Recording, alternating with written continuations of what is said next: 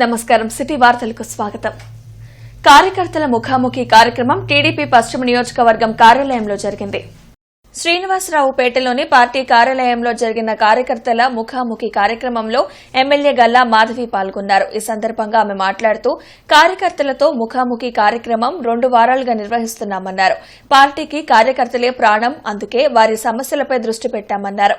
వారి సలహాలు సూచనలు స్వీకరించి సమస్యల పరిష్కారానికి కృషి చేస్తామని హామీ ఇచ్చారు. పార్టీ బలోపేతానికి బలమైన కమిటీలు ఏర్పాటు కోసం కసరత్తు చేస్తున్నామన్నారు. ఈ బుధవారం రోజున కార్యకర్తలతో ముఖాముఖి అనే ఒక కార్యక్రమాన్ని ఏర్పాటు చేసుకోవడం జరిగింది. గత వారంలో మాకు వచ్చిన సమస్యలు కావచ్చు, లేదంటే సలహాలు సూచనలు కావచ్చు, అవన్నిటినీ కూడా దృష్టిలో పెట్టుకొని ఈ వారానికి అవి మేము పూర్తిగా సాల్వ్ చేసి ముందుకు వెళ్తున్న పరిస్థితి ఉంది. ఈ వారం కూడా మన కార్యకర్తలందరూ కూడా మనని కలవడానికి చాలామంది రెడీగా ఉన్నారు. వాళ్ళతో కూడా కలిసి ఎంతోమంది వారి సమస్యల్ని లేదంటే ఎన్నో రకాలైన సలహాలని సూచనల్ని అందించడానికి ఉన్నారు. అవన్నీ కూడా తీసుకొని త్వరితగతిన వాటిని మేము పరిష్కరించే ప్రయత్నం చేస్తున్నాము. అదేవిధంగా రేపు రోజున మరి కంప్లీట్గా ఈ కమిటీ అన్ని తెలుగుదేశం పార్టీకి బలమైన కమిటీలు ప్రమాణ స్వీకారం కూడా చేసుకోబోతూ ఉన్నాము. ఈ నేపథ్యంలో ఈరోజు డివిజన్ ప్రెసిడెంట్లు లేదంటే కార్యకర్తలు అందరితో కూడా ఒక మీటింగ్ని ఏర్పాటు చేసుకుంటున్నాము. సో ఏదేమైనా తెలుగుదేశం పార్టీకి అండాదండా కార్యకర్తలుగా ఉన్నప్పుడు వారితో ఒక ముఖాముఖి మా బాధ్యతగా భావిస్తూ ఈ యొక్క కార్యక్రమాన్ని చేపట్టడం జరిగింది. ఇది ఇంటర్నెట్ చరిత్రలో సంచలనం సిటీ బ్రాడ్బ్యాండ్. ఇప్పుడు ఇంటింటికి ఇంటర్నెట్, సిటీ నుంచి గ్రామం వరకు అదే స్పీడ్. మీరు ఈ రోజే సిటీ బ్రాడ్బ్యాండ్ కుటుంబంలో చేరండి. గుంటూరు ప్రభుత్వ ఆసుపత్రిలో మరో అరుదైన ఆపరేషన్ విజయవంతంగా నిర్వహించారు. 60 ఏళ్ల వయసు పైబడిన ఏసై అనే రోగి గుండెకు సంబంధించిన లెఫ్ట్ మెయిన్ బైఫర్కేషన్ లిసన్ లో బ్లాక్లు ఏర్పడ్డాయి. సర్జరీ చేసేందుకు కుటుంబ సభ్యులు అంగీకరించలేదు. దీంతో స్టంట్లను వేసి అతడు రికవరీ అయ్యేలా చేసినట్లు GGH superintendent doctor Ramana SSV doctor Srikanth తెలిపారు. దాదాపుగా 7 లక్షల రూపాయల అయ్యే చికిత్సను ఎన్టీఆర్ వైద్య సేవ ద్వారా ఉచితంగా నిర్వహించినట్లు వెల్లడించారు. సుదీనంగా నేను భావిస్తున్నాను. కార్డియాలజీ డిపార్ట్మెంట్ అందరికీ కూడా నా కృతజ్ఞతలు. సో ఇలాంటి హెరాయిక్ సర్జరీస్ చేయడానికి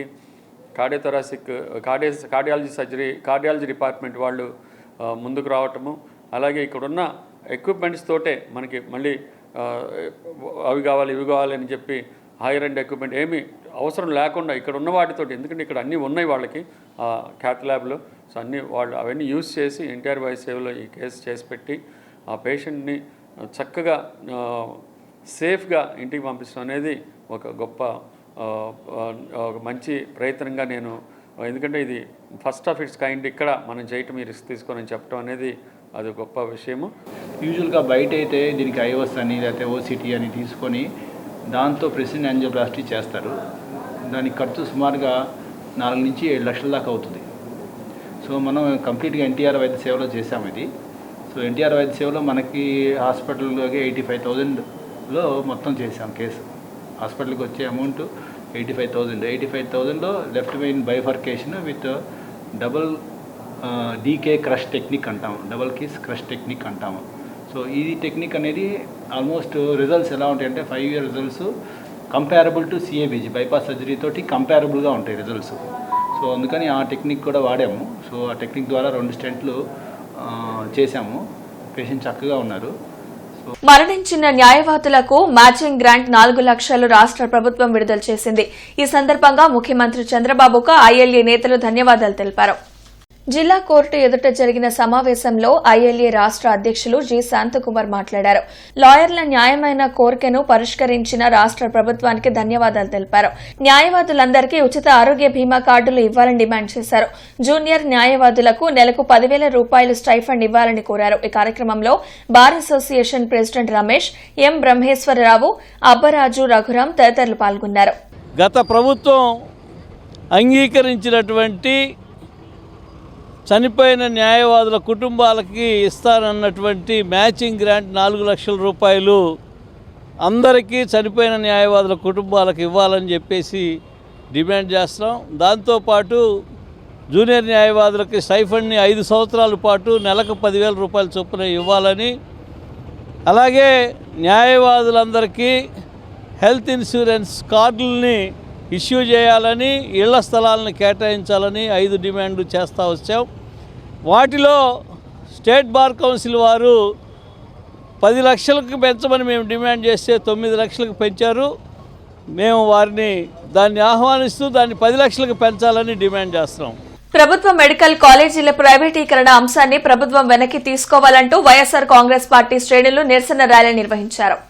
మాజీ మంత్రి అంబటి రాంబాబు ఆధ్వర్యంలో ప్రభుత్వ మెడికల్ కాలేజీల ప్రైవేటీకరణకు వ్యతిరేకంగా ఆర్టీఓ కార్యాలయం వరకు ర్యాలీ నిర్వహించారు. పోలీసుల ఆంక్షల మధ్య ఆర్టీఓకు వినతిపత్రం అందజేశారు. ఈ సందర్భంగా అంబటి రాంబాబు మీడియాతో మాట్లాడారు. మెడికల్ కాలేజీల ప్రైవేటీకరణకు వ్యతిరేకంగా 175 నియోజకవర్గాలలో వైసీపీ ర్యాలీలు నిర్వహించామన్నారు. పేద విద్యార్థులకు వైద్య విద్య అందకుండా పీపీపీ విధానంలో ప్రైవేటీకరణ చేయటాన్ని వైఎస్సార్ కాంగ్రెస్ పార్టీ అడ్డుకుంటుందని హెచ్చరించారు. శాంతియుతంగా చేస్తున్న ర్యాలీని పోలీసులు అడ్డుకోవటాన్ని తప్పుపట్టారు. ఈ కార్యక్రమంలో ఎమ్మెల్సీ చంద్రగిరి యేసరత్నం, బత్తుల దేవానంద్, వైసీపీ శ్రేణులు పాల్గొన్నారు.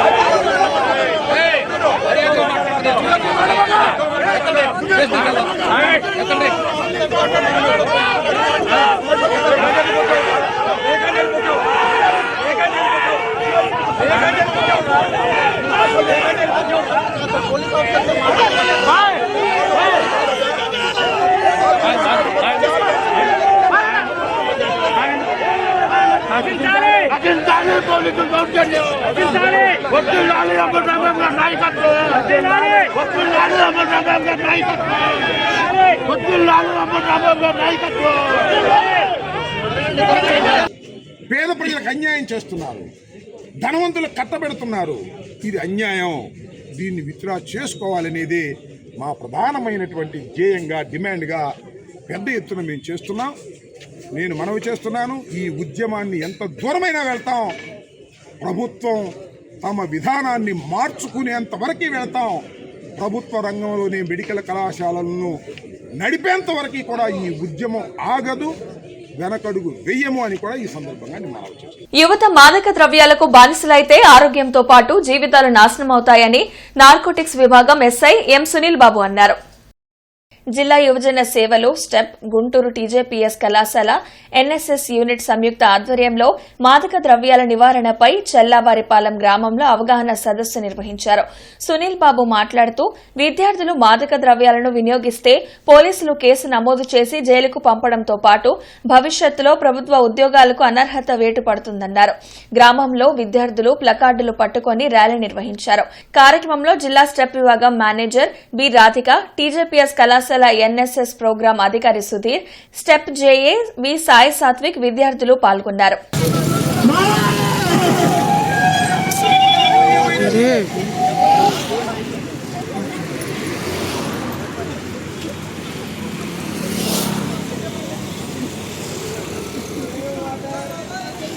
ఈ డ్రగ్స్కి బానిస అయినప్పుడు మన శరీరం సహజంగా చేసే పనిని పక్కన పెట్టేసి ఒక కెమికల్ సంబంధించిన దాన్ని ఆధారపడతాం. దాన్ని మా దగ్గర వెళ్ళాలి. దాన్ని తీసుకోవడం వల్ల మనకు మొత్తం ఇస్తుంది. దాన్ని తీసుకోవడం వల్ల మనకి ఎలా చేస్తుంది. మీకు మాదక ద్రవ్యాలు లేకపోతే డ్రగ్స్ అంటే ఏమంటే బాగా తాగేసి మత్తుగా డౌజీగా ఉంటారు. అలాగా ఇంట్లో కూడా చాలా రకాల స్టిమ్యులేట్స్ అని, అలోజనస్ అని, డౌజినెస్ అని. మీరు ఒక డ్రగ్ తీసుకుంటే ఒక 3 రోజులు నిద్రపోకుండా మీ ఐసైట్ బ్రైట్ అవుతుంది. రాష్ట్ర ఉత్తమ ఉర్దూ ఉపాధ్యాయ అవార్డు డాక్టర్ మౌలానా ఎండి నిజాముద్దీన్ ఖాస్మీ అందుకున్నారు. గుంటూరు నగరానికి చెందిన ప్రముఖ విద్యావేత్త డాక్టర్ మౌలానా ఎండి నిజాముద్దీన్ ఖాస్మీ రాష్ట్ర ఉత్తమ ఉర్దూ ఉపాధ్యాయు అవార్డుతో సత్కరించబడ్డారు. విజయవాడలోని తుమ్మలపల్లి కళాక్షేత్రంలో జరిగిన జాతీయ విద్యా దినోత్సవ వేడుకల్లో సీఎం చంద్రబాబు నాయుడు ప్రధాన అతిథిగా హాజరై అవార్డులను ప్రదానం చేశారు. ఈ సందర్భంగా రాష్ట్ర మైనారిటీ సంక్షేమ శాఖ మంత్రి ఎండి ఫారూక్ చేతుల మీదుగా డాక్టర్ నిజాముద్దీన్ ఖాస్మీ గారికి పురస్కారం అందజేయబడింది. 3 దశాబ్దాలుగా ఉర్దూ భాష అభివృద్ధికి సేవలందిస్తున్న ఆయన ఈ అవార్డుతో మరొక మైలురాయిని చేరుకున్నారన్నారు.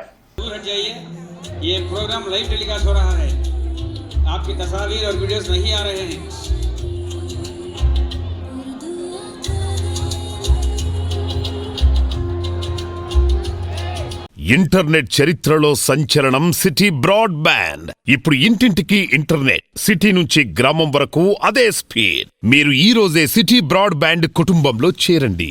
నవంబర్ 18న రాష్ట్ర వ్యాప్తంగా కలెక్టరేట్ల వద్ద సిపిఐ ఆందోళనలు నిర్వహించనున్నట్లు సిపిఐ రాష్ట్ర కార్యదర్శి వర్గ సభ్యులు జంగాల అజయ్ కుమార్ తెలిపారు. దేశంలో దళిత, గిరిజన, మైనార్టీలపై పెరుగుతున్న దాడులను తీవ్రంగా ఖండిస్తూ సామాజిక న్యాయం, సమానత్వం, ఆత్మగౌరవం కోసం భారత కమ్యూనిస్టు పార్టీ నవంబర్ 18వ తేదీన రాష్ట్రంలోని అన్ని జిల్లాల్లో కలెక్టర్ కార్యాలయాల వద్ద ఆందోళనలు నిర్వహించనున్నట్లు రాష్ట్ర కార్యదర్శి వర్గ సభ్యులు జంగాల అజయ్ కుమార్ తెలిపారు. అధికారంలోకి వచ్చిన తర్వాత సంఘ్ పరివార్ శక్తుల ఆగడాలు రోజు రోజుకి పెరిగిపోతూ వాటి యొక్క ప్రయాణం ఎంత వికృతంగా తయారైందంటే పాఠ్య పుస్తకాల్లోనూ అలాగే గుడుల్లోనూ బడుల్లోనూ కలుషితం చేసేటటువంటి నినాదాలతోటి ముందుకు పోతా ఉండేటటువంటి స్థితి సంఘ్ పరివార్ శక్తులు కొనసాగిస్తూ ఉన్నారు. ఆనాడు సర్దార్ వల్లభాయ్ పటేల్ ఆర్ఎస్ఎస్ నిషేధించమని చెప్పిన మాట యావత్ భారతావనికి తెలుసు. ఈ దేశానికి స్వాతంత్ర సంపాదనలో అత్యంత ప్రధానమైన భూమిక పోషించిన మహాత్మా గాంధీని అత్యంత వికృతంగా, క్రూరంగా కాల్చి చంపిన నాథూరాం గాడ్సే వారసులని. ఈ వార్తలు ఇంతటితో సమాప్తం. నమస్కారం.